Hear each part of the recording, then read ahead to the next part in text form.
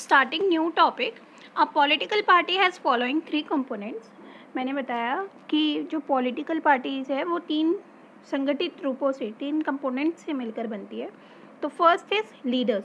सी, leaders नहीं होंगे, नेता नहीं होंगे तो पॉलिटिकल पार्टी काम नहीं करेगी। ठीक है, उसकी पॉलिसीज़ को बनाने के लिए, उसके प्रोग्राम्स को बनाने के लिए, पार्टीज़ को इलेक्शन लड़ने के लिए, ठीक है, तो हमें क्या चाहिए होता है, जनरली पॉलिटिकल पार्टीज़ को क्या चाहिए होता है, सबसे फर्स्ट नीड होती है लीडर्स। ठीक है, वो लोग जो कि उसको फंक्शनिंग करेंगे, ठीक है, उसका काम करेंगे, उसको प्रमोट करेंगे, उसके नाम पर काम करेंगे, तो वो क्या है, leaders. Every political party has some prominent leaders who formulate policies and programs of the party and choose candidates for contesting elections. ठीक है, write down here. Okay, यहाँ पे आपको लिख लेनी है ये वाली जो डेफिनेशन मैंने बोली है इसकी, द लीडर्स के आगे। ठीक है, लिख लीजिएगा। Every political party has some prominent leaders who formulate policies and programs of the party and choose candidates for contesting elections. Okay, second is the active members. अब देखो पॉलिटिकल पार्टीज में leaders के साथ साथ क्या होते हैं, एक्टिव मेंबर्स। ठीक है, जो पॉलिटिकल पार्टी से डायरेक्टली नहीं जुड़े होते हैं बट उसको काम करने के लिए, उसकी एक्टिविटीज़ को फुलफिल करने के लिए कि जो भी पार्टीज़ ने काम किए हैं उन सब चीज़ों में वो इन्वॉल्व होते हैं। ठीक है, right here they are involved in different committees of the party and participate directly in their activity.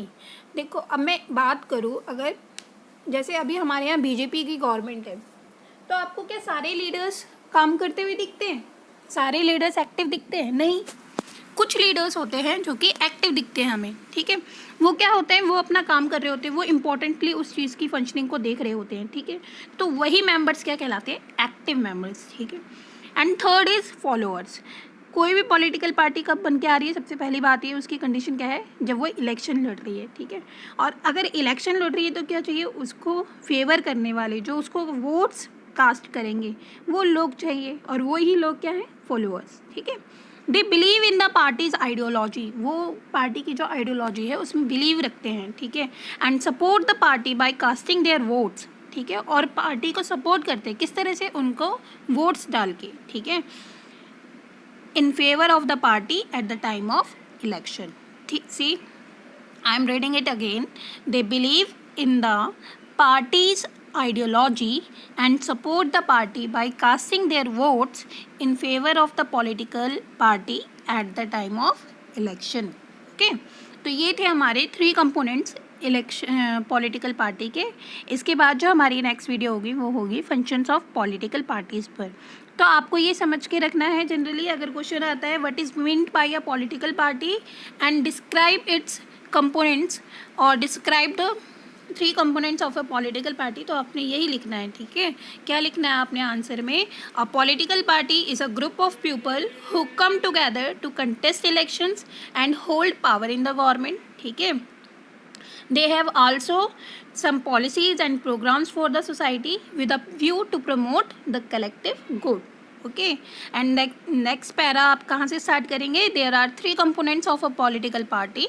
First one is the leaders, मैंने आपको इसकी इलस्ट्रेशंस भी दे दी हैं। Second one is the active members, इसकी भी एलैबोरेशन दे दी है मैंने आपको।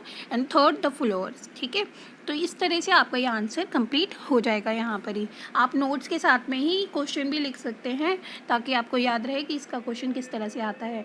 What is meant by a political party, question mark, describe the different और 3 components of a political party. Okay.